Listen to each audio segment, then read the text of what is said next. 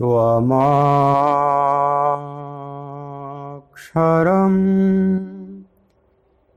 परमं वेदितव्यं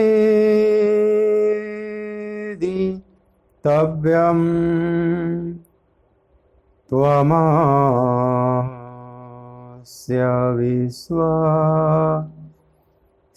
परं निधानं त्वमव्ययः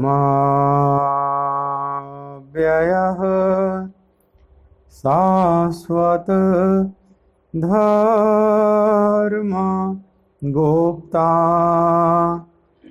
सनातनस्त्वं पुरुषो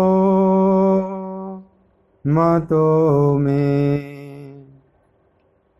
वायुर्यमोऽग्निः वरुणः शशाङ्कः प्रजापतिस्त्वं प्रपितामहश्च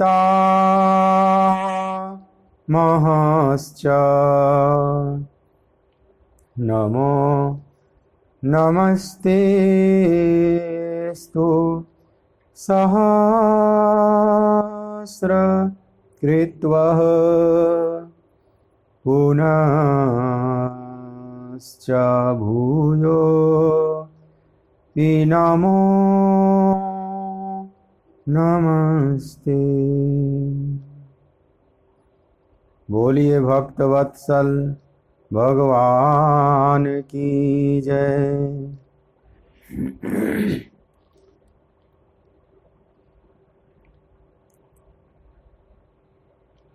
जय जय रघुनंदन राम हरे सिया राम हरे सिया राम हरे। जय जय रघुनंदन राम हरे सिया राम हरे सिया राम हरे। जय जय प्रभु दीन दयाल हरे सिया राम हरे सिया राम हरे। जय जय प्रभु दीन दयाल हरे सिया राम हरे राम हरे। जय जय प्रभु दीन दयाल हरे सिया राम हरे सिया राम हरे। रघुनंदन राघव राम हरे सिया राम हरे सिया राम हरे। रघुनंदन राघव राम हरे सिया राम हरे सिया राम हरे। जय जय प्रभु दीन दयाल हरे सिया राम हरे सिया राम हरे। जय जय रघुनंदन राम हरे सिया राम हरे सिया राम हरे। जय जय रघुनंदन राम हरे सिया राम हरे सिया राम हरे। रघुनंदन राघव राम हरे सिया राम हरे सिया राम हरे। रघुनंदन राघव राम हरे सिया राम हरे सिया राम हरे। जय जय प्रभु दीन दयाल हरे सिया राम हरे सिया राम हरे। जय जय प्रभु दीन दयाल हरे सिया राम हरे सिया राम हरे सिया राम हरे सिया राम हरे सिया राम हरे सिया राम हरे सिया राम हरे सिया राम हरे। बोलिए भक्त वत्सल भगवान की जय। श्रीमद् भगवद गीता ज्ञान यज्ञ के इस मांगलिक सत्संग सत्र में मेरी तरफ से, आराधना कुंज की तरफ से, श्रीधाम वृंदावन की तरफ से आप सभी प्रभु चरणानुरागी गीता प्रेमी भक्त वृंदों का बहुत बहुत हार्दिक स्वागत है। दूसरे अध्याय का 55वां श्लोक भगवान जहाँ से अर्जुन के जिज्ञासा का समाधान कर रहे हैं, स्थित प्रज्ञ की क्या परिभाषा है, क्या लक्षण है, वे कैसे बोलते बैठते चलते हैं। अब भगवान स्थित प्रज्ञ का लक्षण बताना शुरू किए हैं। अध्याय के समाप्ति पर्यंत अब यही बताते चले जाएंगे। 55वें श्लोक पर हम लोगों ने कल कुछ विचार विमर्श किया था। आइए थोड़ी सी और बातें करते हैं। मेरे साथ आप सभी गायन करेंगे। प्रजहाति यदा कामान सर्वान् पार्थ मनोगतान् आत्मन्येवात्मना तुष्टः स्थित प्रज्ञस्तदोच्यते। प्रजहाति यदा कामान सर्वान् पार्थ मनोगतान् आत्मन्येवात्मना तुष्टः स्थित प्रज्ञस्तदोच्यते। भगवान कहते हैं, हे पार्थ, जिस काल में यह पुरुष मन में स्थित संपूर्ण कामनाओं को भली भांति त्याग देता है और आत्मा में ही संतुष्ट रहता है, उस काल में वह स्थित प्रज्ञ कहा जाता है।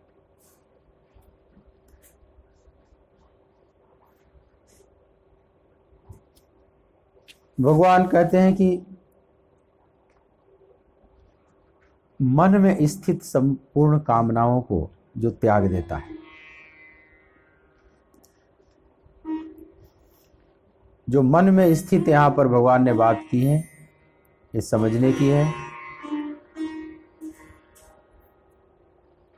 बाहर से केवल त्याग देने से हमारी प्रज्ञा अकंप नहीं होती। प्रज्ञा अकंप होती है भीतर कामनाओं की वायु शांत हो जाए, बहुत सी इच्छाओं का तूफान समाप्त हो जाए तो हमारी प्रज्ञा की लौ अकंप हो जाती है।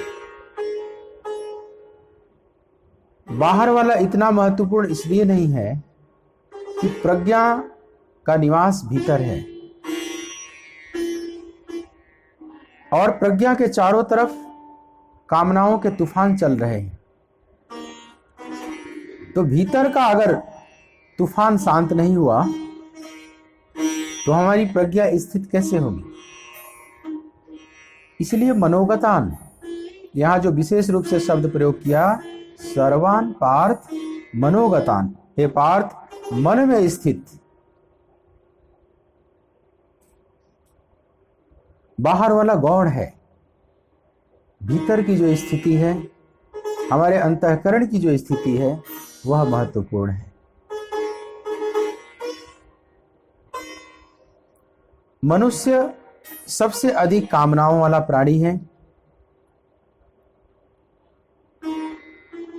मनुष्य वैसे तो बहुत बेशकीमती रचना है परमात्मा की, सर्वाधिक कीमती रचना है। प्रभु ने यह सारा जगत बनाया, अखिल विश्व बनाया, जड़ चेतन बनाया, अस्थावर जंगम जीवों को बनाया और कीट पतंग से लेकर मनुष्य तक बनाया, देवताओं को भी बनाया।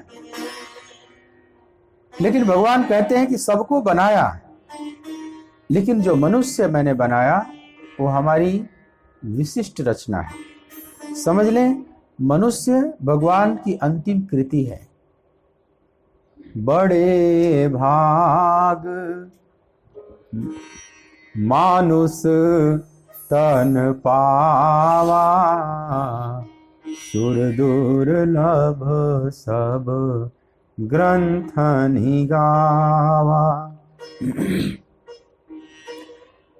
बहुत बड़भागी है जीवात्मा जिसे मनुष्य का शरीर प्राप्त हो गया है। सुर दुर्लभ मतलब जो देवताओं को भी दुर्लभ है। इसका मतलब यही हुआ ना कि मनुष्य सबसे श्रेष्ठतम कृति है प्रभु की। सुर दुर्लभ जो देवताओं को भी दुर्लभ है। कुछ ऐसी चीजें परमात्मा ने भर रखी है जो देवताओं को भी दुर्लभ है, उनको भी सुलभ नहीं है।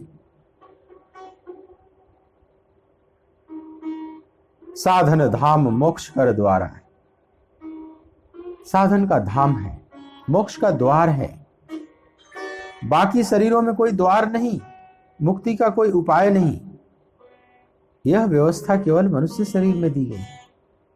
साधना इसी शरीर से ठीक ठीक संपादित हो सकती है। इस अर्थ में बहुत विशिष्ट है।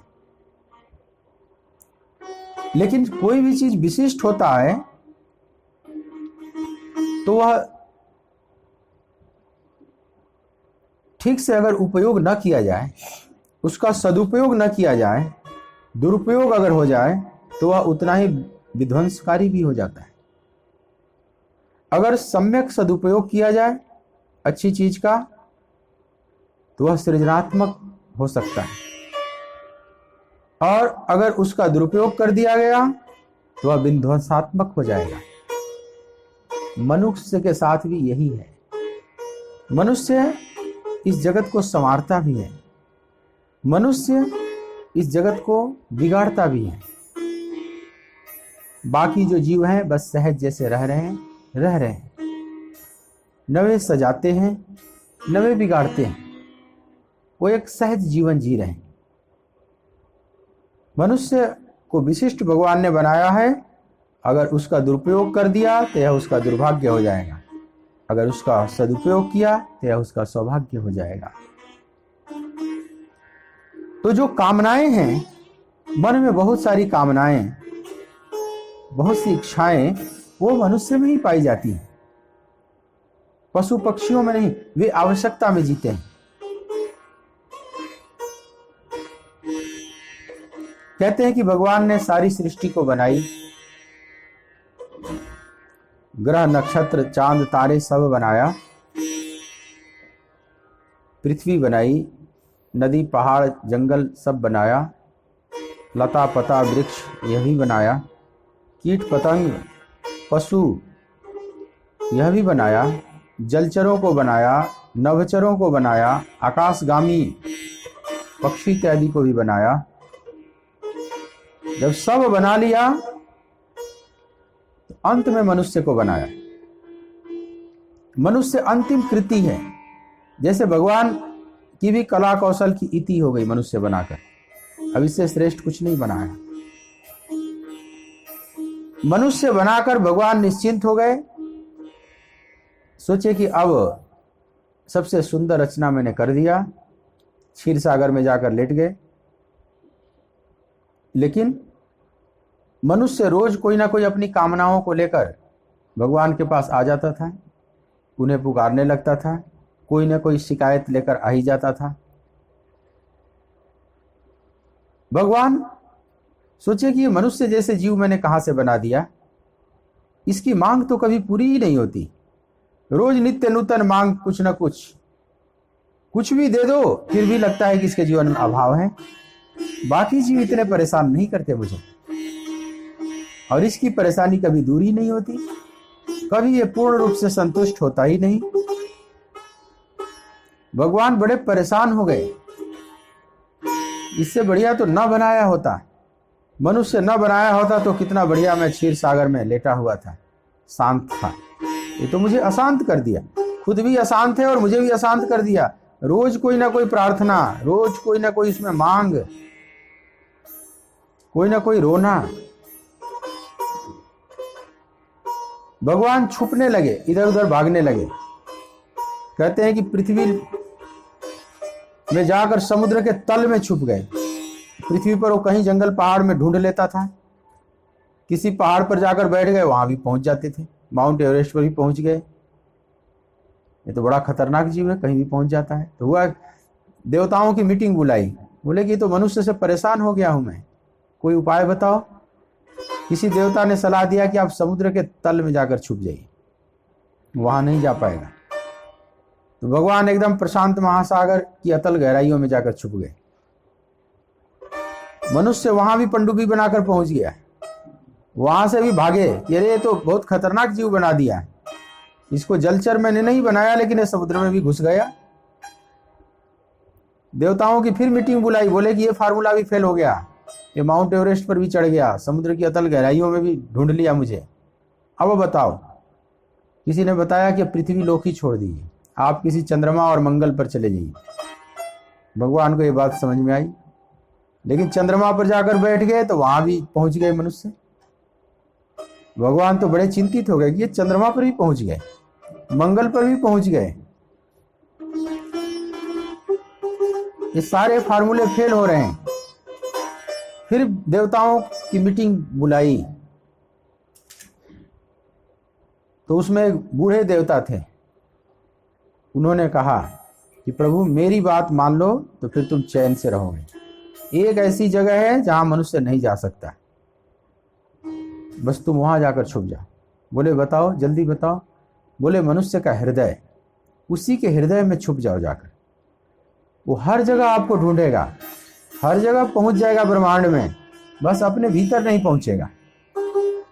भगवान को ये बात समझ में आ गई, और उस समय के बाद भगवान मनुष्य के हृदय में जाकर छुप गए। ईश्वर सर्वभूतानाम हृदय से अर्जुन तिष्ठति, ब्राह्मण सर्वभूतानि यंत्रारूढ़ानि माया। हे अर्जुन, ईश्वर संपूर्ण भूत प्राणियों के हृदय देश में रहता है। माया रूपी यंत्र में आरूढ़ होकर भ्रमवश जीव इधर उधर भटकता ही रहता है। तोरे घट ही में राम तू कहाँ भटके, उसके घट में छुप गया और मनुष्य चारों तरफ ढूंढ रहा है। पूरा ब्रह्मांड छान रहा है, दूरबीन लगाए हुए अनेक पिंडों को देखने के लिए, सूक्ष्मदर्शी लगाए हुए बहुत सूक्ष्म कणों को देखने के लिए, उनकी गतिविधि को जानने के लिए, सूक्ष्म से सूक्ष्म, बृहद से बृहद, सब में उसकी जिज्ञासा है जानने की। बस उसकी इतनी जिज्ञासा नहीं उठती जल्दी कि मैं कौन हूं, प्रभु कौन है। उसके लिए उसको भीतर डूबना होगा। ये किसी बाह्य लैबोरेटरी में वह बात नहीं घटेगी, उसके लिए अपने अंतः के लैब में जाना होगा, अपने हृदय गुफा में उसको जाना होगा। वहां तो कोई कोई बिरला पहुंच पाता है। तो भगवान मनुष्य के हृदय में तब से जाकर छुप गए हैं, और वहां बड़े चैन से हैं, क्योंकि वहां कोई इक्का दुक्का पहुंचता है कभी। मनुष्याणाम सहस्रेषु कश्चित् यतति सिद्धये यततामपि सिद्धानाम कश्चिन् माम वेति तत्वतः। हजारों हजारों में कोई एक मुझे जानने की जिज्ञासा से भरता है, मेरे प्रति उसके अंदर मुमुक्षा प्रकट होती है, मोक्ष की इच्छा प्रकट होती है, जानने की इच्छा प्रकट होती है, हजारों में से किसी एक में। और फिर उन हजारों मुमुक्षुओं को इकट्ठा किया जाए, हजारों चलने वालों को इकट्ठा किया जाए, तो कोई कोई एक मुझ तक पहुंच पाता है। कश्चिन माम वेति तत्वतः, कोई एक मुझे तत्व से जान पाता है, बाकी तो सब यहां वहां गिर जाते। कामनाओं के तूफान उसके सारे सपनों को तोड़ फोड़ देते हैं और यह इधर उधर बिखर जाते हैं। आशाओं के तिनके चुन चुन कर सपनों का महल बनाया था, तूफान से तिनके बिखर गए, कोई यहाँ गिरा कोई वहाँ गिरा, तूफान से तिनके बिखर गए, कोई यहाँ गिरा कोई वहाँ गिरा। बहुत सपने बुन लेता है, अनेक कामनाएं अनेक स्वप्नों को जन्म दे देती है। जो मन में बहुत सी इच्छाएं हैं वो अनेक स्वप्न इंद्रधनुष की रचना करती हैं और उसी को पाने में वो लग जाता है, उसी के पीछे भागने लगता है और परमात्मा तक तो नहीं पहुंचता। कामनाओं के तूफान ने सब तितर बितर कर दिया, उसके सपनों के महल को सब तितर बितर कर देते। फिर वहीं का वहीं अपने को खड़ा पाता है।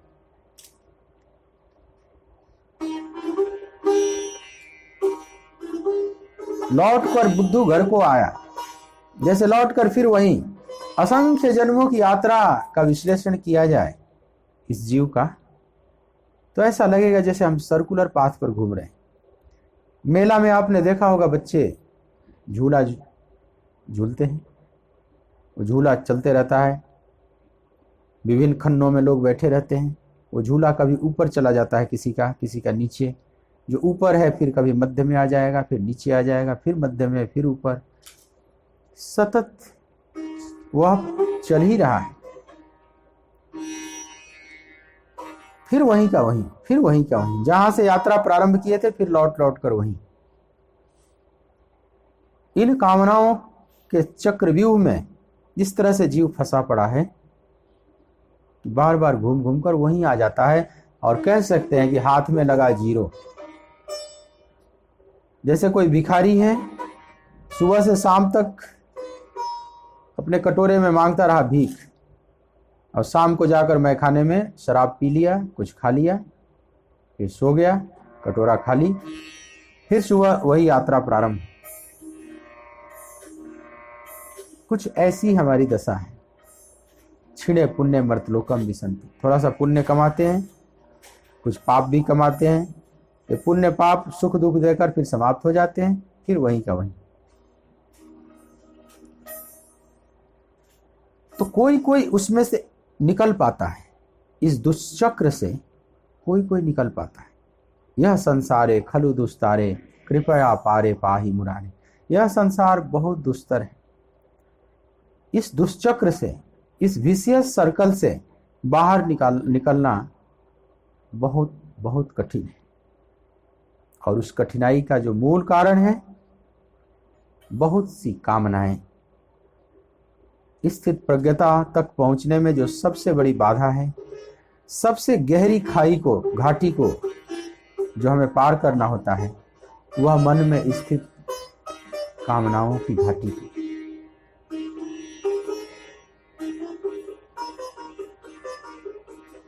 और इन कामनाओं का स्थान निवास भी मन में है, अंतःकरण में है, और परमात्मा भी हमारे अंतःकरण में ही। सबके उर अंदर बसत जानत भाव कुभाव, वह सबके अंदर बस रहा है, हमारे भाव कुभाव सबको जानता है। इसी हृदय रूपी सागर का मंथन करना होगा। हृदय रूपी सागर में कालकुट विष भी है और परमात्मा रूपी अमृत भी है, लेकिन वह अमृत तो एकदम अंतर गर्भ में है। बाहर जो सामना होगा वो तो विष से ही सामना होगा। प्रथम विष है, यदग्रे विषमिव परिणामे अमृतोपमम। प्रारंभ में साधना तो जहर की तरह लगती है, लेकिन परिणाम में अमृतोपमम, अमृत की तरह हो जाती है।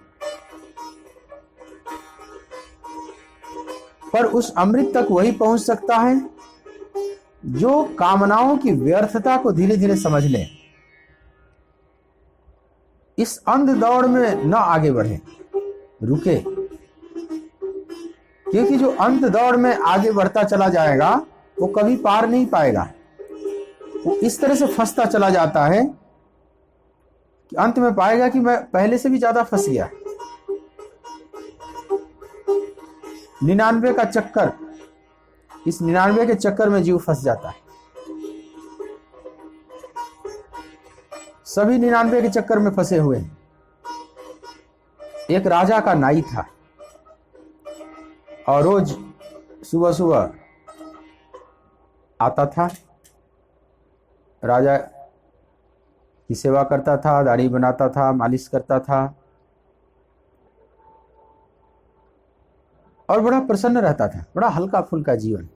राजा कभी कभी उसको देखा करता था, ये नाई है तो गरीब, मेरे ही दिए हुए तनख्वाहों से यह काम चलाता है और कोई काम करता नहीं, लेकिन इसके चेहरे पर न कभी कोई तनाव दिखाई पड़ता है, न जीवन में कोई भारीपन है, न कोई भय है, न चिंता है। इतना खुश कैसे है? राजा के मन में कभी कभी ईर्ष्या होती थी कि मेरे पास सब कुछ है, अपार धन संपदा का मालिक हूं, खजाने हैं, नौकर चाकर हैं, पहरेदार हैं, बॉडीगार्ड हैं, रानियां पटरानियां हैं, दास दासियां हैं, सब कुछ तो है। फिर भी इसके जैसा मैं एकदम हल्का फुल्का नहीं दिख रहा हूं। ये बड़ा खुश और प्रसन्न है, जबकि इसके पास बहुत थोड़ा है। न इसके पास कोई नौकर चाकर है, न गाड़ी बंगला है, न रथ है, न कोई बॉडीगार्ड है। फिर भी इतना न कोई संचय है, बैंक बैलेंस है इसके पास, खजाना है इसके पास, इसका छोटा सा परिवार है, फिर इतना खुश कैसे है? तो राजा के मन में थोड़ी सी ईर्ष्या प्रकट होने लगी। आखिर ये जीवन का कौन सा सूत्र पा गया है? अपने प्रधानमंत्री को बुलाया, जो उसका प्रधानमंत्री था, बहुत बुद्धिमान था। एक दिन बुलाया, बोला कि ये बताओ, यह जो नाई है जो मेरी सेवा में आता है, इतना खुश कैसे रहता है?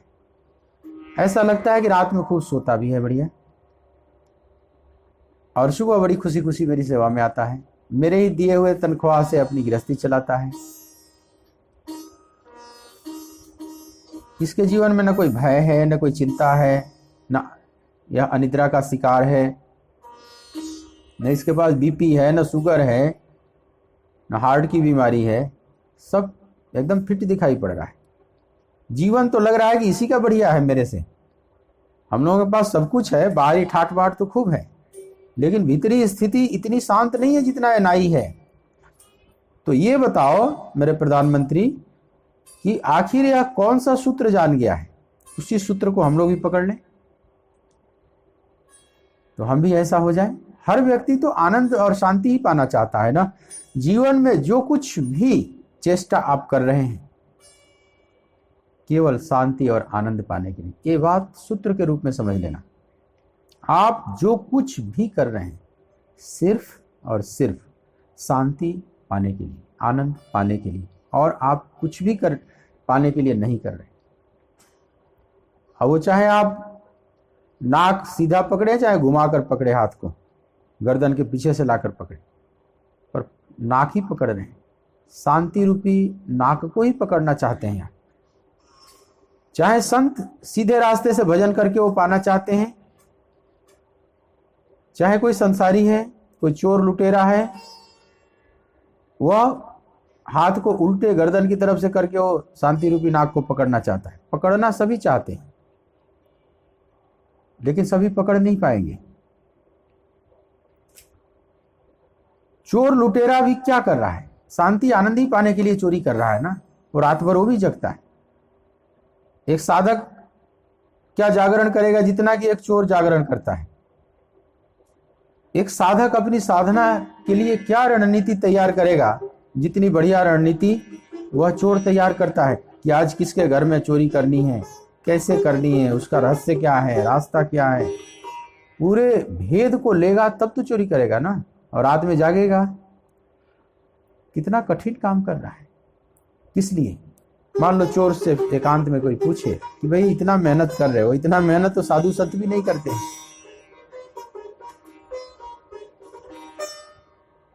एक रात के जागरण में हालत खराब हो जाता है। एक शिवरात्रि के जागरण करते हैं, 4 पहर की पूजा में कितने लोग एकदम पस्त हो जाते, और तुम चोरी करने के लिए एकदम खुशी खुशी रात भर जग लेते हो, सारी योजनाएं कुल तैयार कर लेते हो। इसके लिए तो महीनों महीनों योजनाएं बनाते होगे, कितना रिस्क लेते हो जीवन में। आखिर क्यों? तो चोर यही कहेगा ना कि मेरे पास धन नहीं है, धन पाने के लिए करता, यही कहेगा ना, और क्या कहेगा। फिर पूछा जाए कि आप भाई धन क्यों पाना चाहते हो, तो बोलेगा कि मेरे पास सुख सुविधा की वस्तुएं कम है, धन से मैं सुख सुविधा की वस्तुएं इकट्ठी करूंगा, फिर मैं शांति आनंद पाऊंगा। अंततः तो लक्ष्य तो वही हुआ ना कि सुख सुविधा की सब वस्तुएं मिल जाएंगी, एकदम जीवन बड़ा चैन से अब जीऊंगा, एकदम शांत और आनंदपूर्ण। लक्ष्य तो वही है। एक संत साधना कर रहे हैं, उनका भी लक्ष्य वही है। चोर चोरी कर रहा है, उसका भी लक्ष्य वही है। लक्ष्य तो दोनों का एक ही है। कोई आत्महत्या करने जा रहा है, आत्महत्या, उससे भी पूछा जाए कि आत्महत्या क्यों करने चाह रहे हो, तो जैसे वो संसार से ऊब चुका है, अब वो किसी और लोक में जाना चाहता है, इस संसार से थक चुका है।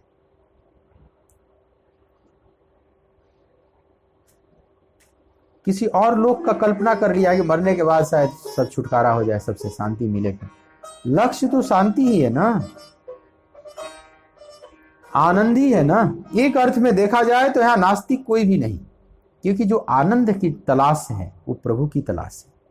सच्चित आनंद कहा जाता है ना, सच्चित आनंद को। तो जो आनंद स्वरूप प्रभु हैं उसी की तलाश सभी कर रहे हैं। तलाश सबकी एक ही है। तो संत और संसारी में क्या फर्क है? संत का मतलब जो सही रास्ते से तलाश कर रहा है और एक दिन पा जाएगा। असंत संसारी मतलब गलत रास्ते से तलाश कर रहा है, नहीं पाएगा कभी, लेकिन तलाश दोनों की एक ही है। केवल रास्तों में फर्क है, लक्ष्य एक ही है। ये गलत रास्ते पर चल पड़ा है जो वहां पहुंचता नहीं। तो सभी सुख शांति पाने के लिए कर रहे हैं, चाहे वो राजा हो चाहे प्रजा हो, चाहे वैद्य हो या रोगी हो, चाहे मूर्ख हो चाहे विद्वान हो, चाहे साधु हो या असाधु हो। तो राजा इसलिए चिंतित है कि देखो हम लोग इतने ठाट बाट इकट्ठे किए हुए हैं, तुम भी प्रधानमंत्री हो, तुम्हारे पास भी बहुत कुछ है, लेकिन तुम भी इतने शांत नहीं दिखाई पड़ते जितना ये नाई हल्का फुल्का दिखाई पड़ता है, प्रसन्न दिखाई पड़ता है। न इसके जीवन में कोई चिंता न भय, कुछ भी इसके चेहरे पर कोई तनाव है, न कोई बल पड़ा हुआ है। मैं राजा हूं, तुम भी मंत्री हो, हम लोगों के पास बहुत कुछ है, फिर भी वो मस्ती नहीं है। तो पता करो कि आखिर इसके ने कौन सा सूत्र पा लिया है, इसके पास क्या है, ये बीमार क्यों नहीं है, ये मानसिक रूप से बीमार क्यों नहीं है। गरीब क्या जाने मानसिक बीमारी क्या होती है। मानसिक बीमारी तो सब अमीरों को ही होती है। आज दुनिया भर के साइकोलॉजिस्ट महानगरों में बैठे हुए हैं। साइकोलॉजिस्ट अपने क्लिनिक खोलकर काउंसलिंग करते हैं, दवाई देते हैं। पुराने जमाने के लोग जानते ही नहीं थे कि साइकोलॉजिस्ट क्या होते, वो तो वैद्य जानते थे, फिर अब डॉक्टर जानने लगे। लेकिन अब साइकोलॉजिस्ट भी होंगे, ये गांव के लोग तो अभी भी नहीं जानते, क्योंकि गांव के लोग मानसिक बीमार नहीं होते। कौन बीमार होते हैं? जो ज़्यादा सुख सुविधाओं को इकट्ठे कर रखे हैं, जो लग्जरियस लाइफ जीते, वो उनके मन में अशांति है। क्योंकि जैसे जैसे हम लग्जरी की तरफ बढ़ेंगे, बहुत से कामनाओं को इकट्ठी करेंगे, बहुत से सपनों को बुनेंगे, तो उसी के अनुपात में फिर मन आंदोलित होना शुरू हो जाएगा। जीवन का गणित बिल्कुल उल्टा है। हम सोचते हैं कि सुख सुविधाओं को इकट्ठा कर लेंगे तो हम शांत हो जाएंगे, और बिल्कुल ऋषि मुनियों का गणित उल्टा है। कहते हैं कि इसको दूर करो।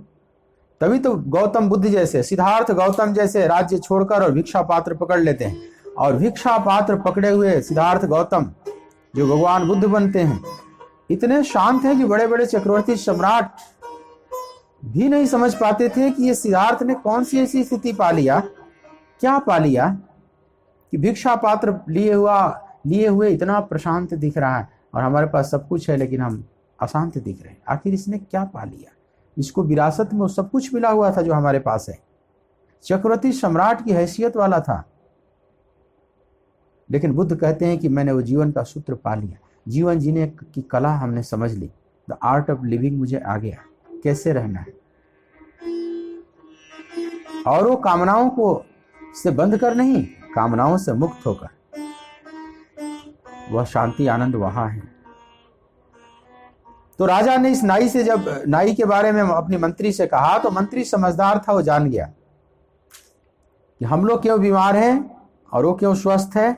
बोला कि महाराज आप बस मुझे 1 महीना का समय दीजिए, मैं सब साफ कर दूंगा, सारी स्थिति आपके सामने साफ हो जाएगी। राजा ने कहा ठीक है, 1 महीने का समय देता हूं। मंत्री बहुत चतुर था, अब अपनी बीमारी उसको पकड़ाने जा रहा है। उसने क्या किया कि 99 रुपए 99 असरफियां एक थैली में भर दिया, और रात में उसके छप्पर से लुटका दिया उसके आंगन में। नाई सुबह जगह भोर में, तो देखा कि हमारे आंगन में एक थैली पड़ी हुई है, सारा घर सो रहा है, केवल वही जगह है, पत्नी सो रही है, बच्चे भी सो रहे हैं। देखा है तो असरफी है। चुपके से गया, एकांत में उसकी गिनती करने लगा, ये तो सोने की बड़ी सुंदर सुंदर असरफियां हैं। देखा तो 99। सोचा असरफी भगवान ने दे दिया है तो ये 99 क्यों देंगे तो 100 देंगे। 2-3 बार गिना, लेकिन वो 99 पर ही गिनती रुक जा रही है, 99 ही है। चुपके से छुपा दिया, घर वालों को नहीं बता रहा, पत्नी को नहीं बताया कुछ भी, मैंने क्या पा लिया है। आज भी तैयार होकर गया राजा के यहां, और उसकी खोपड़ी में बस एक ही बात चल रही है, वो 99 रुपया मेरे पास है। लेकिन सोच रहा है कि 99 की जगह एक और हो जाती है सरफी, भगवान ने दिया भी तो एक उसमें बट्टा लगा दिया। अरे 100 कम से कम हो तो मैं 100 पति हो जाऊंगा। एक असरफी और परिश्रम करके उसमें जोड़ता। अब कैसे? 99 को 100 बनाने के लिए क्या करना होगा? तो थोड़ी कमाई और बढ़ाओ और थोड़े घर के खर्चे को भी काटो। 2 उपाय हैं, 2 तरीके से आप धन संग्रह करते हैं। एक तो परिश्रम बढ़ाओ और दूसरे घर के खर्चों को काटो। तो अब राजा की दाढ़ी बना रहा है, लेकिन आज थोड़ी जल्दबाजी में है कि राजा से जब फ्री हो जाऊंगा तो कहीं जाकर थोड़ा और काम कर लूंगा। आज थोड़े हाथ में तेजी है और थोड़ा जल्दी भागना भी चाहता है, थोड़ी चिंता भी पकड़ ली कि जल्दी फ्री हो जाऊं यहाँ से, राजा कोई और काम न बता दें। और फ्री होकर भागा, चौराहे पर जाकर बैठ गया। अब लोगों से कहने लगे आओ दाढ़ी बनानी है तो आ जाओ, बाल कटवाना है तो आ जाओ, मालिश करानी है तो आ जाओ। लोग सोचे आज इसको क्या हो गया है, ये बुला कर रहा है, कभी बुलाता नहीं था।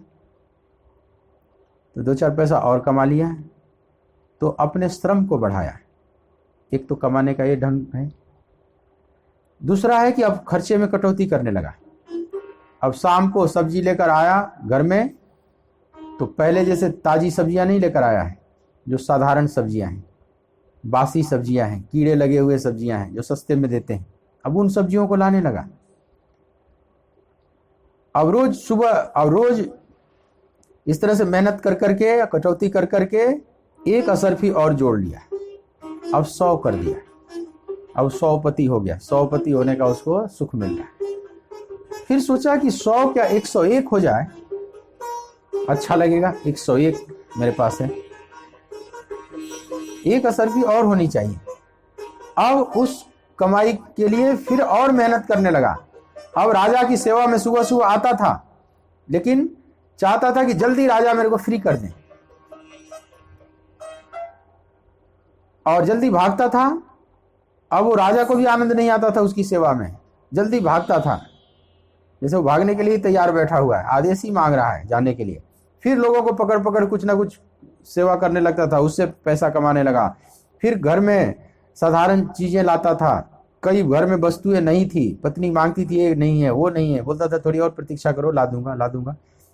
बच्चे थे, उनके सब बस्ते टूटे फूटे थे, यूनिफॉर्म ठीक नहीं था, किताबों की जरूरत थी, टालते जाता था कि अब इसी बस्ते से काम चलाओ, इसी यूनिफॉर्म से इसी जूते से काम चलाओ कुछ दिन और।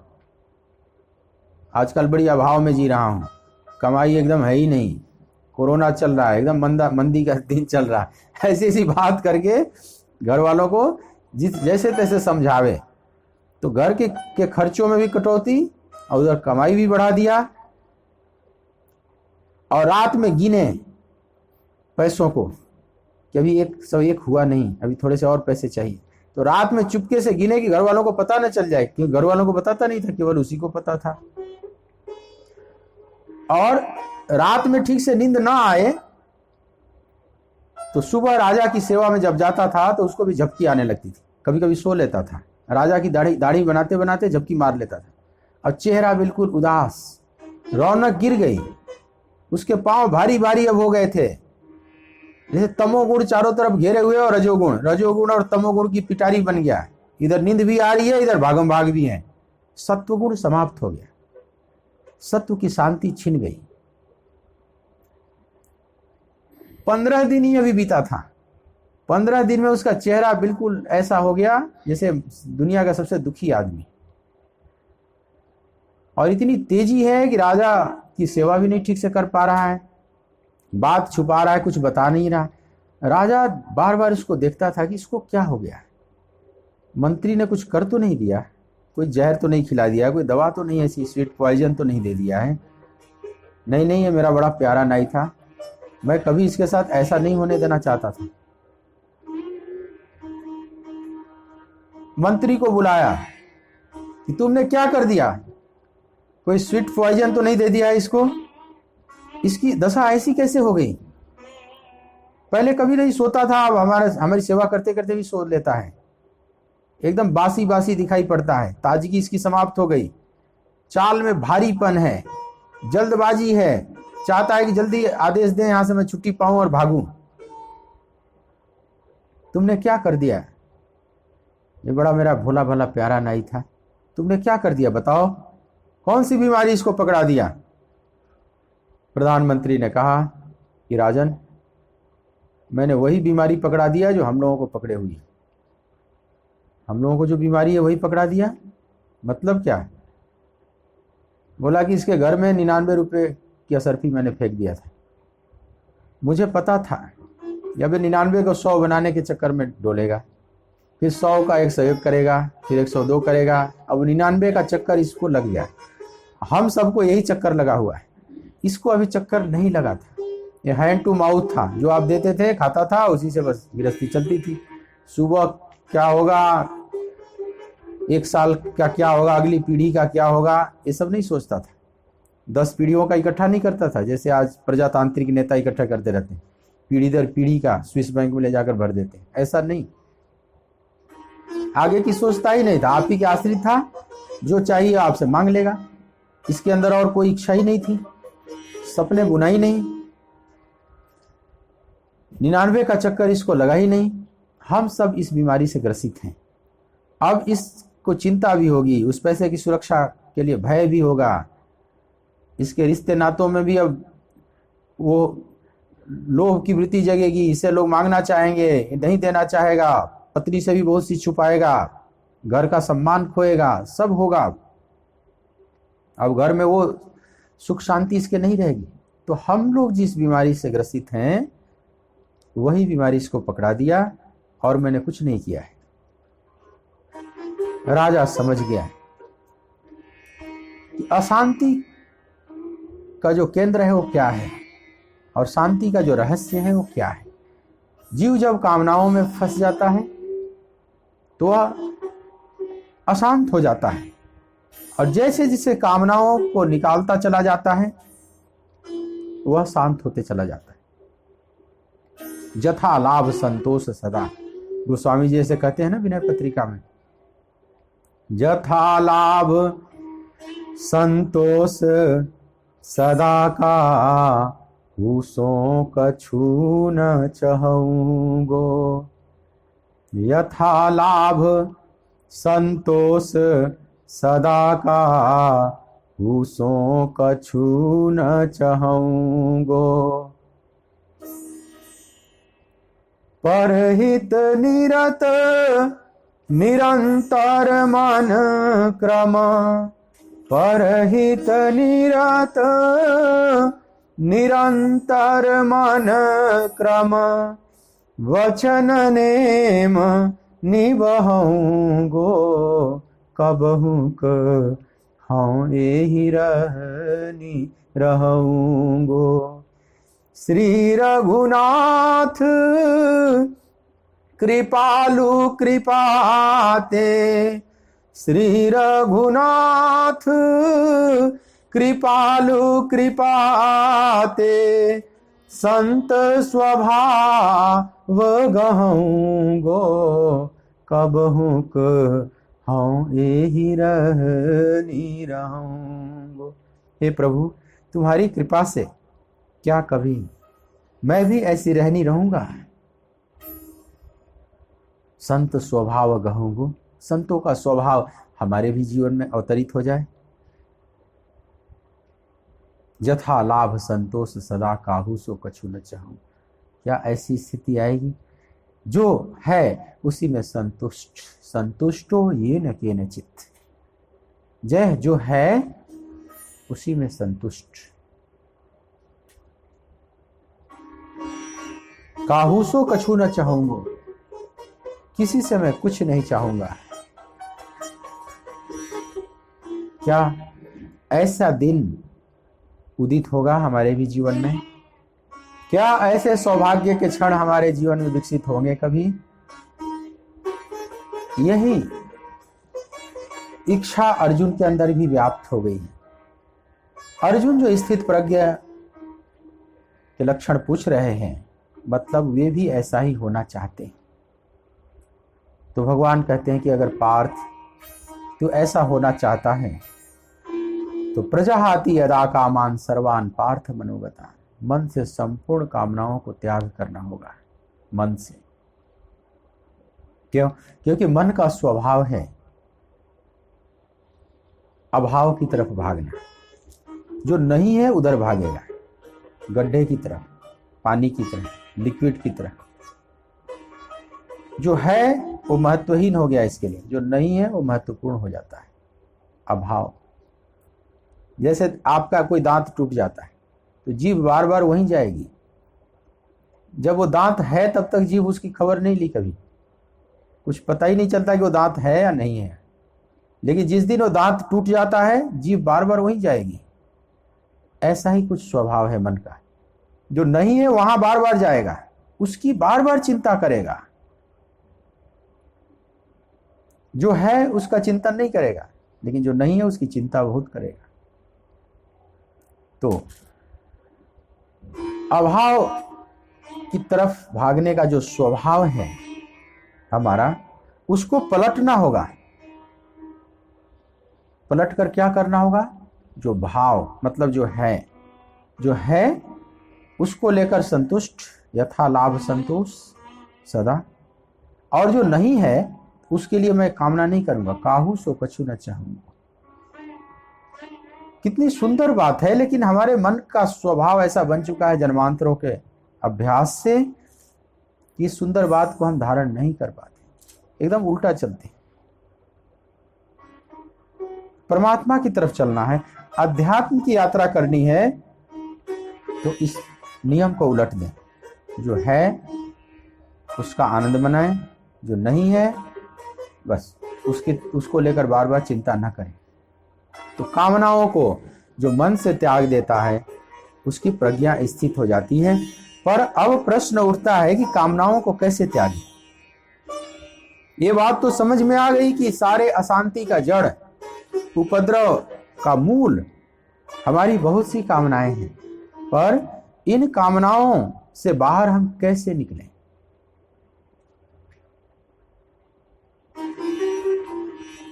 दो तरीका व्यक्ति जानता है, या तो भोग कर या भाग कर। जो जो इच्छाएं हैं उसको भोग लो अथवा उनसे भाग जाओ, पर ये दोनों ही मार्ग गलत है। न तुम भोग कर बाहर निकल सकते हो, न भाग कर बाहर निकल सकते हो, तो फिर क्या करें? एक ही उपाय है, जाग कर बाहर निकाल सकते हो। भोग कर न भाग कर, जाग कर, उसमें जगना होगा। क्योंकि भोग कर कोई आज तक पार नहीं पाया। जितना भोगा और संस्कारित होता चला गया है, और संस्कार की लकीरें गहरी होती चली गई, उसको मिटाने में और ज्यादा बल पड़ेगा। अग्नि की तरह हैं ये कामनाएं, कभी इनका पेट नहीं भरता। जैसे प्रज्वलित अग्नि है हवन कुंड में, और आप उसमें आहुति डालते चले जाते हैं। आहुति डालते हैं, थोड़ी देर के लिए लपटें कम होती हुई दिखाई पड़ती हैं, लेकिन वो कम नहीं हो रही हैं और प्रचंड रूप में उभर कर आने वाली है। आप उसका पेट नहीं भर सकते। आप अनंत काल तक आहुति देते रहें, अग्नि कभी ये नहीं कहेगी, हाथ जोड़कर आपके सामने नहीं आएगी कि अब मेरा पेट भर गया, मैं बहुत खा लिया, अपच हो रहा है, अब बंद करो। वो अग्नि कभी नहीं कहेगी। अनंत काल से हम मन को तृप्त करना चाहते हैं नाना प्रकार के भोगों के द्वारा, लेकिन ये तृप्त कभी हुआ न होगा। इस बात को आप समझ लें। तो भोग कर तो कभी नहीं। भोगने से ये जरूर होता है कि और अभ्यास गहरा हो जाता है। जन्मांतरों का भोगा हुआ संस्कार ही तो हमारे चित्त पर अंकित है, उसी को मिटाने में तो इतना बल पड़ रहा है। वो संस्कार इतने गहरे गहरे चिपके पड़े हैं, संचित संस्कार, उसको मिटाने में कई जन्म लग जाते हैं। भोगने वाला और संस्कारित होता चला जाता है। समझ ले, जो शुरू में कोई भोग किया किसी विषय का, तो थोड़ा संस्कार बना, और बार बार जब उसका चिंतन करेगा, बार बार भोगेगा, तो और गहरा संस्कार बनता चला जाता है। अब मिटाने में उतना ही श्रम, फिर रिवर्स चलना पड़ता है। जैसे कोई किसी को कहा जाए कि तुम एक धूल के ऊपर, एक रेत के ऊपर तुम एक सर्कल खींचो, एक गोल बनाओ सर्कल। मान लो व्यक्ति गोल बना दे सर्कल, फिर कहे कि आप इसको मिटाओ, बड़ी आसानी से मिटा देगा। फूंक मार देगा, धूल उड़ जाएगी, मिट गया। लेकिन अब उसी मिट्टी पर थोड़ा पानी डाल दिया जाए, अब पानी डाल के गीली कर दी जाए मिट्टी, अब कहा जाए कि इस पर एक सर्कल बनाओ, एक वर्तुल बनाओ, बना दिया। अब कहा जाए इसको मिटाओ, अब फूंक मारकर नहीं मिटा सकता है, अब लिपापोती करनी पड़ेगी। फिर उस सर्कल जो बनाया है उस गीली मिट्टी पर, उसको सुखा दिया जाए, और अब कहा जाए कि अब मिटाओ। तो अब मिटाने में लिपापोती से भी वो नहीं मिटेगा, तोड़फोड़ करना पड़ेगा। मान लो उस मिट्टी को आग में पका दी जाए, और अब जो उस पर चिन्ह बनाया है अब मिटाने के लिए कहा जाए, तो साधारण तोड़फोड़ से भी वो नहीं चिन्ह मिटेगा, अब उसको हथौड़े से तोड़ना पड़ेगा। अब ये गहरा होता चला गया, पकता चला गया। जो एक फूंक मार देने से मिट जाता, अब वो पकता चला गया। या पत्थर पर वो लकीर कहा जाए खींचने के लिए, और पत्थर पर वो सर्कल बना दिया, अब मिटाने के लिए कहा जाए। कहा जाता है ना, पत्थर पर खींची गई लकीर है, मतलब जल्दी मिटेगी नहीं।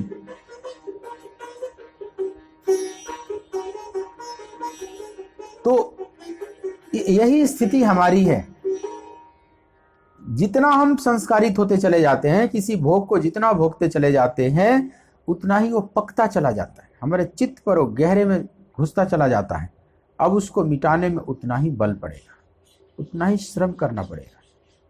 साधना क्या है? साधना भगवान को पाने के लिए नहीं है। भगवान तो हमारे हैं, वो तो पाए ही हुए हैं, वो तो है ही। साधना का मतलब जो हमने व्यर्थ इकट्ठा कर रखा है, बहुत से संस्कार से संस्कारित हो चुके हैं, उसको मिटाना है,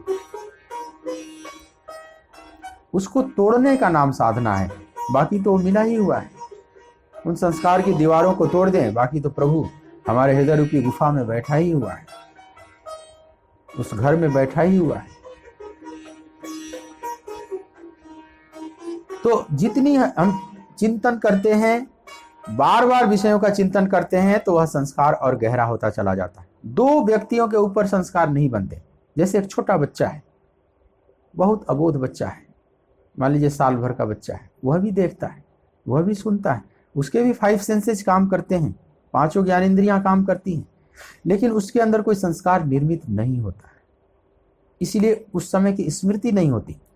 आप 1 साल में कैसे थे, 2 साल के जब थे तो क्या थे, कैसे थे, आपको कुछ नहीं पता। कुछ भी याद है? 3 साल तक भी आपको याद नहीं कि आप क्या थे, कैसे थे, क्योंकि कोई संस्कार नहीं बना। तो फिर स्मृति रूप में उभर कर नहीं आती। जिसका संस्कार बनेगा वही तो इस स्मृति रूप में उभर आएगी। जैसे आप कैमरे में रिकॉर्डिंग कर रहे हैं, तो आपने चिप लगा रखा है, तब उस पर जाकर रिकॉर्डिंग होगी। और चिप है ही नहीं तो रिकॉर्डिंग कहाँ होगी? कोई रील है ही नहीं तो उस पर रिकॉर्डिंग कहाँ से होगी? अभी बच्चे में वो डेवलप नहीं हुआ है। इसीलिए 3 साल से पहले आप क्या थे, कैसे थे, आपको कुछ भी नहीं पता। उनमें संस्कार निर्मित नहीं होता, वो जस्ट देखता सुनता है। छोटे बच्चे के ऊपर जो संस्कार निर्मित होता है, समझ लें ऐसे होता है जैसे पानी के ऊपर खींची गई लकीर। अगर कहा जाए जो उस धूल और मिट्टी के ऊपर लकीर खींचा, उसी व्यक्ति को कहा जाए कि अब तुम पानी के ऊपर लकीर खींचो, एक वर्तुल सर्कल बनाओ और उसको मिटाओ, तो सर्कल तो बना देगा, लेकिन मिटाने के लिए अब श्रम नहीं करना पड़ेगा, वो मिटा ही मिटा है। वो तो एक तरफ से बनाता चला जाएगा, दूसरी तरफ वो मिटता चला जाएगा। इधर बनाया नहीं कि उधर मिटा नहीं। तो बच्चों का चित्त ऐसा होता है, एकदम लिक्विड, बनता गया, मिटता गया, देखता गया, भूलता गया, कोई स्मृति रूप में वो संग्रहित नहीं हो रहा है। तो बच्चों का संस्कार नहीं बनता। दूसरा, परमहंसों का नहीं बनता। जिस स्थित प्रज्ञ की बात भगवान यहां बता रहे हैं, उन स्थित प्रज्ञों में संस्कार नहीं बनते। क्यों? क्योंकि सर्वान पार्थ मनोगतान प्रजाहाति यदा कामान, मन से समस्त कामनाओं को हटा चुके हैं। जिस पर जाकर संस्कार, जिस चित्त पर संस्कार अंकित होता था, वो चित्त ही टूट गया। उस रील को ही उन्होंने निकाल दिया, उस चिप को ही निकाल दिया, चिप रूपी चित्त रूपी चिप को निकाल दिया अंदर से, उससे ऊपर उठ गए। अब वो संस्कार निर्मित कहां होगा, वो अंकित कहां होगा? तो उनकी स्थिति ऐसी है, समझ ले कोई आकाश में कहे कि वर्तुल बनाओ, जल पर भी तो थोड़ी देर के लिए बनता ही है, पीछे मिटता चला जाता है, लेकिन एक क्षण के लिए दिखाई तो पड़ता है। लेकिन उसी व्यक्ति को अब कहा जाए कि आकाश में तुम चित्र बनाओ, आकाश में वो सर्कल खींचो, तो कहेगा कि चाहे खींचूं या न खींचूं, बात तो बराबर ही है, खींचना न खींचने जैसा ही है, क्योंकि कोई फिगर तो बनेगा नहीं। ऐसे ही वे महापुरुष जो स्थित प्रज्ञ हैं, जिनकी प्रज्ञा कंप हो चुकी है, वे भी देखते सुनते सब करते हैं व्यवहार बाहर से, लेकिन भीतर अब कोई संस्कार निर्मित नहीं होता। तो जोग रतो वा भोग रतो वा संग रतो वा संग विहीनः यस्य ब्रह्मणि रमते चित्तम नंदति नंदति नंदति एव भज गोविंदम भज गोविंदम गोविंदम भज मूढ़ मते गोविंदम भज मूढ़ मते। अब ऐसे महापुरुष चाहे जोग में रत दिखाई पड़े, चाहे भोग में, चाहे संग में, चाहे निसंग में, जिनका चित्त सदैव प्रभु में रमण कर रहा है, वे सदा आनंद में ही रहते हैं। अब उनका कोई संस्कार निर्मित नहीं हो सकता। संचित, प्रारब्ध, क्रियमाण सब ध्वस्त हो जाते, कुछ भी नहीं बचता। अब जो क्रियमाण कर्म जो वर्तमान में वे कर रहे हैं, उसका भी कोई संस्कार नहीं बनता। क्योंकि उनमें न कामना है न कर्ता भाव है। कर्मण्येवाधिकारस्ते मा फलेषु कदाचन, इस सूत्र को जीवन में वो उतार चुके। कर्म तो कर रहे हैं लेकिन मा फलेषु, फल की कामना से रहित होकर। तो हम विषयों के जाल से भोग कर बाहर नहीं निकल सकते। ययाति हुए, भागवतम में उनकी कथा आती है। चंद्रवंश में एक राजा हुए ययाति। ययाति की कथा आती है कि जब बूढ़े हो गए तो मृत्यु सामने आकर खड़ी हो गई। यमदूत आकर खड़े हो गए ले जाने के लिए। वे बिल्कुल डर गए, कांपने लगे और हाथ जोड़कर प्रार्थना करने लगे कि थोड़ी आयु और दे दो मुझे, थोड़े दिन और धरती पर रहने का मन हो रहा है, थोड़ा और भोगने का मन हो रहा है। ऐसा लग रहा है कि जैसे मैंने कुछ भोगा ही नहीं, अभी थोड़ी मेरे पर कृपा करो। यमदूतों ने कहा कि नहीं, समय पूरा हो चुका है, आपको चलना ही पड़ेगा। हाँ, एक रास्ता है, अगर कोई दूसरा आपको अपनी आयु दे दे, उसके बदले में आपको आयु मिल जाए, तो आप कुछ दिन रह सकते हो, और कोई उपाय नहीं। 4 पुत्र से ययाति के पुत्रों से कहा कि थोड़ी आयु दे दो, थोड़े दिन और इच्छा है। पुत्र बड़े नाराज हुए कि देखो ये बूढ़ा व्यक्ति, इसको जीने का बड़ा शौक है, हम लोग नए हैं और हमारी आयु लेकर हमें मारना चाहता है, खुद जीना चाहता है, कितना स्वार्थी है। इतने गुस्से में आ गए ययाति कि अपने बच्चों को श्राप दे दिया। तो छोटा बेटा था वह तैयार हुआ अपनी आयु देने के लिए, और उसकी आयु से कुछ दिन और भोग किया। जब वह भी समय पूरा हो गया तो फिर यम के दूत आए, बोले अब चलो। लेकिन फिर लगा यदु को कि अभी भी कामनाएं बाकी ही हैं, अभी भी मैं आप तो काम नहीं हो चुका हूं, अभी भी कामनाएं बाकी हैं, कोई पूर्ण काम नहीं हो गया हूं। अरे अभी भी लग रहा है जैसे अभी मैंने कुछ भोगा ही नहीं। फिर हाथ जोड़कर प्रार्थना करने लगा। लेकिन ययाति के मन में फिर दिखाई पड़ा विचार करने पर कि अरे इसको मैंने क्या क्या दिया, ये राजा रहा है शरीर, समस्त भोगों को, श्रेष्ठतम भोगों को भोगा और अपने बच्चे की आयु भी लेकर भोग लिया, और उसके बाद भी मैं पा रहा हूं कि वहीं का वहीं खड़ा हूं। एक बात समझ में आई कि इसका मतलब भोगने से भोग शांत नहीं होते।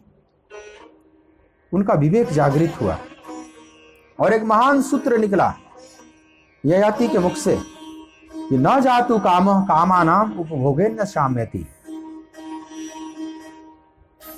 यह कामनाएं नहीं जाती भोगने से, चाहे तुम कितना भी भोग लो, यह कामनाएं नहीं जाती। यह मैंने जीवन में अनुभव करके देखा है। ये निज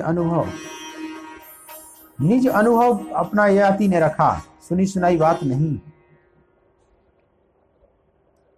तो फिर जब भोग कर नहीं शांत होता तो फिर कैसे? दूसरा उपाय है तो भाग जाओ, सब छोड़कर निकल जाओ, बाहर चले जाओ, जंगल में चले जाओ, निर्जन में चले जाओ, गुफा में जाकर छुप जाओ। तो क्या कामनाएं खत्म हो जाएगी? नहीं, क्योंकि मन तो साथ जाएगा ना। और भगवान कहते हैं सर्वान पार्थ मनोगतान, जो मन में कामनाएं हैं, तो कामनाओं का निवास स्थान मन में है, और आप भाग कर कहीं भी जाएंगे तो साथ तो जाएगा ना। जग से चाहे भाग ले कोई, मन से भाग न पाए। जग से चाहे भाग ले कोई, मन से भाग न पाए। तोरा मन दर्पण कहलाए, तोरा मन दर्पण कहलाए।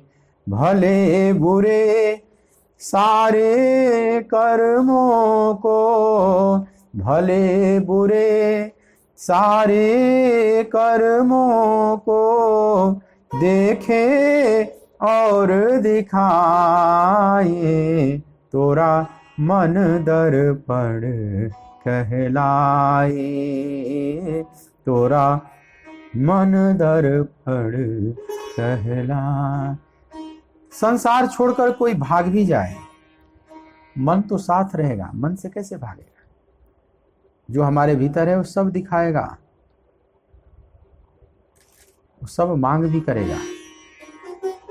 तो भागना कोई उपाय तो है नहीं। अब जो कोई संत जंगल में चले जाते हैं तो ध्यान रखना, इसलिए जंगल में नहीं जा रहे हैं कि जंगल में कोई भगवान बैठे हुए हैं और घर में नहीं है भगवान।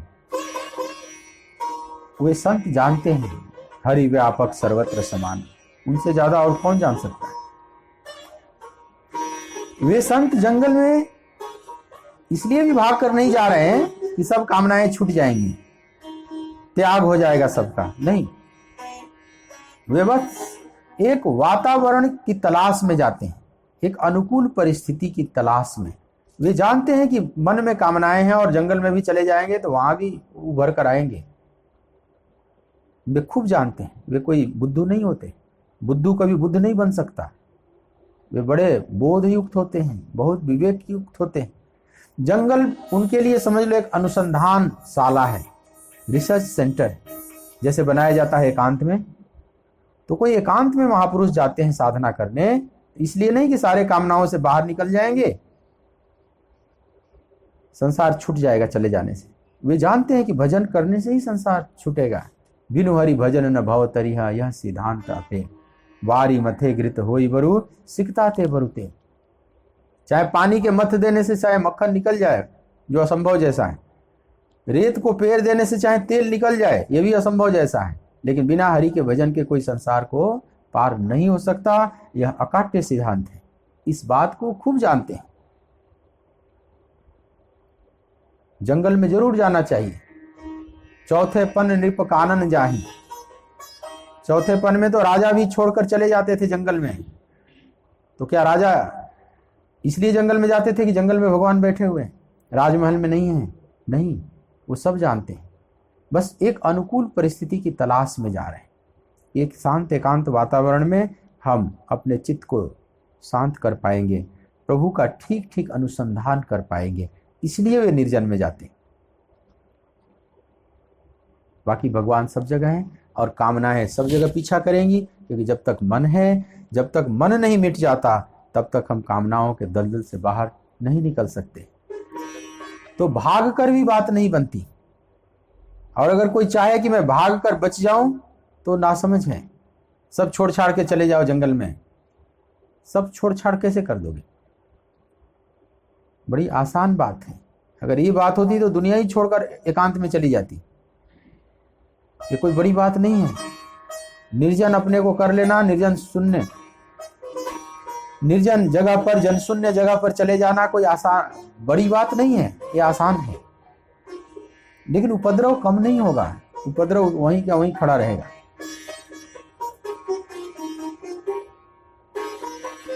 तो भोग कर भी बात नहीं बनती, भाग कर भी बात नहीं बनती, तो फिर क्या, कैसे बात बनेगी? तो जाग कर, जागो, जागो हे योगी जागो। हमेशा चेतन रहो। किसमें किसमें जागो? तो प्रभु में जागो। भोगों में मत जागो, भगवान में जागो। उल्टा कर दो। या निशा सर्वभूतानाम यस्याम जागर्ति संयमी, यस्याम जागर्ति भूतानि सा निशा पश्यतो मुने। जिसमें संसारी जागते हैं, योगी उसमें सोता है। मतलब जिस संसार में, भोगों में संसारी जागता है, उसके लिए बड़ा अवेयर रहता है, उसको पाने के लिए बहुत चिंता करता है, उसमें योगी सोता है, उधर से आंख बंद कर लेगा। और जिसको रात्रि के समान समझता है भोगी, भगवान की तरफ वो दृष्टि नहीं उठाता, उनके उसमें तस्याम जागृति संयमी, जो संयमी है उसमें जागते हैं। मतलब परमात्मा में जागना है, पदार्थ में सोना है। पदार्थ की तरफ से सो जाएं, परमात्मा में जगें, यह सूत्र है।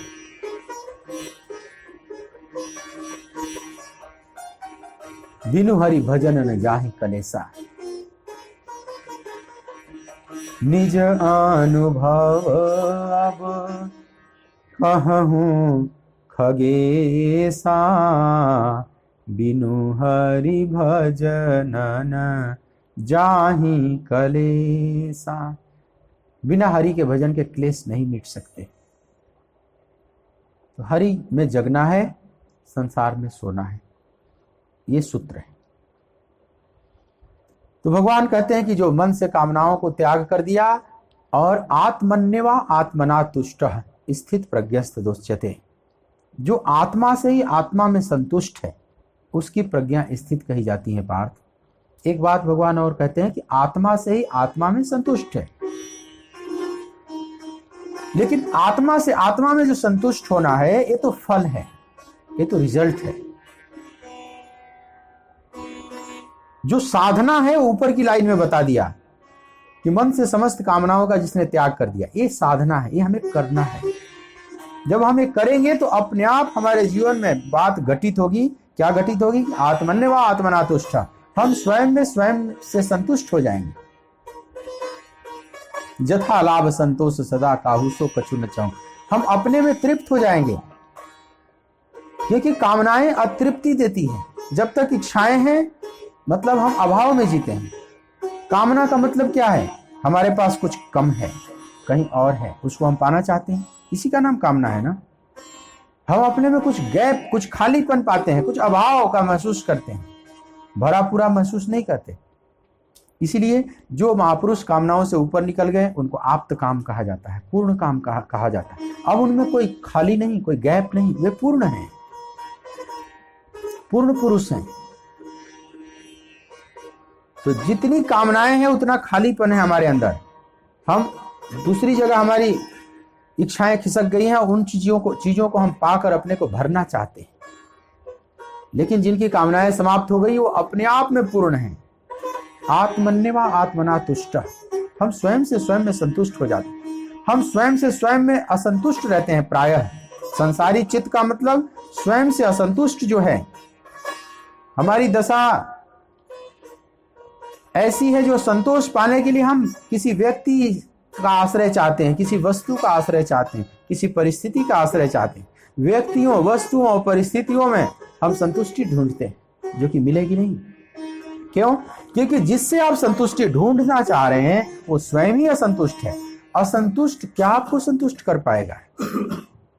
एक भिखारी आपके भिक्षा पात्र में क्या डाल देगा? आप जैसे दो भिखारी एक दूसरे के सामने अपनी भिक्षा पात्र कर दिए, भिखारी के सामने भिक्षा पात्र किए हुए मांग रहा है। कितनी हास्यास्पद बात है, कितनी नासमझीपूर्ण बात है। यहां सभी रो रहे हैं, यहां जिसको देखो उसका दामन गीला लगता है, सब रो रहे हैं, सबका दामन भीगा हुआ है। आप उसी से आनंद पाना चाहते हैं, सुख ढूंढना चाहते हैं, संतुष्टि पाना चाहते हैं, लेकिन नहीं, वो संतुष्टि तो स्वयं में मिलेगी। आत्मन्यवा आत्मना तुष्ट। अगर आपको संतुष्टि पानी है तो स्वयं से स्वयं अपने ही अमृत कुंड में डूबना होगा। वो अमृत कुंड हमारे भीतर है। दूसरों में शांति तलाश करने की प्रक्रिया को तोड़ना होगा। इसलिए संत गुफाओं में एकांत में चले जाते थे, क्योंकि अब दूसरों से उनको कोई लेना देना नहीं। समझ गए कि जिसमें मैं ढूंढता था उसमें कुछ मिलने वाला नहीं, वो तो स्वयं ही अशांत है। डूबता हुआ किसको बचा लेगा? दो ज्योतिषी एक ही मोहल्ले में रहते थे, और जब दोनों सुबह सुबह तैयार हो जाते थे तो दोनों अपना अपना हाथ दिखाते थे एक दूसरे को, जरा तुम मेरा हाथ देकर बताओ आज धंधा चलेगा कि नहीं। और दूसरा फिर अपना हाथ को दिखाता था पहले को कि तुम भी जरा मेरा हाथ दिखा लो, देख कर बताओ आज मेरा धंधा चलेगा कि नहीं। दोनों एक दूसरे से अपने धंधे की बात पूछ रहे हैं। हम भी इसी प्रकार से एक दूसरे से सुख शांति ढूंढना चाहते हैं। तो व्यक्ति, वस्तु या परिस्थिति, किसी में सुख शांति है नहीं, ये सब क्षणभंगुर हैं। यहां से अपने चित्त को मोड़ना है और यह समझना है कि इनसे बाहर निकल जाने में सुख शांति है, और बाहर निकलकर कहीं और नहीं जाना है, भीतर जाना है। समवेयर नहीं जाना है, समवेयर इन, अपने ही भीतर।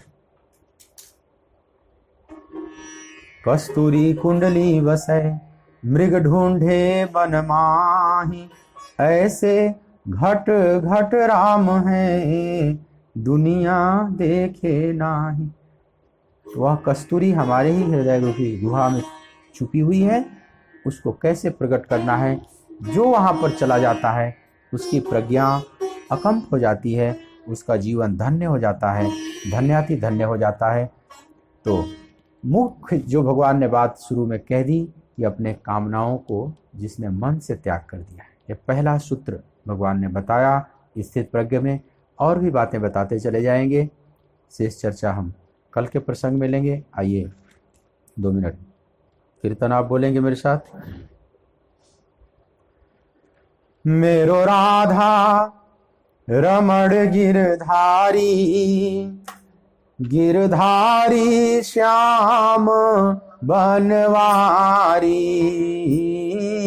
मेरो राधा रमण गिरधारी, गिरधारी श्याम बनवारी। गिरधारी श्याम बनवारी, गिरधारी श्याम बनवारी। गिरधारी श्याम बनवारी, गिरधारी श्याम बनवारी।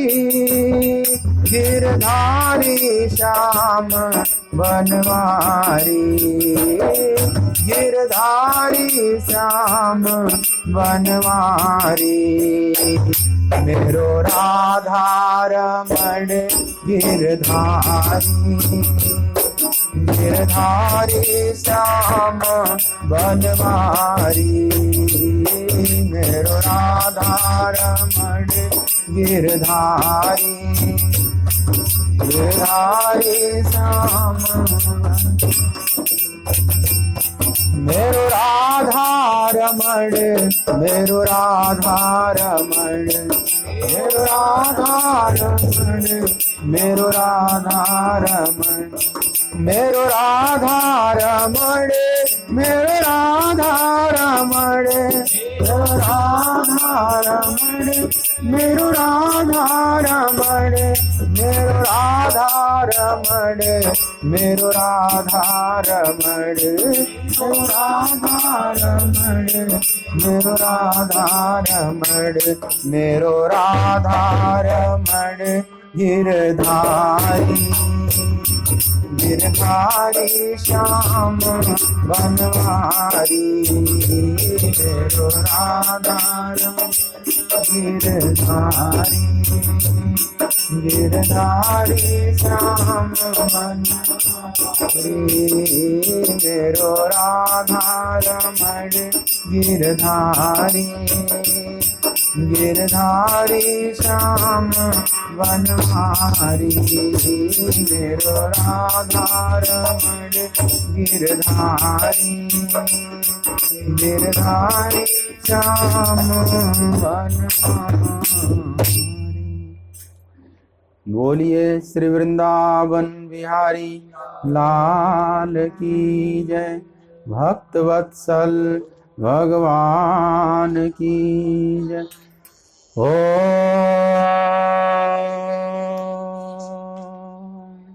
नमः पार्वती पतये हर हर महादेव।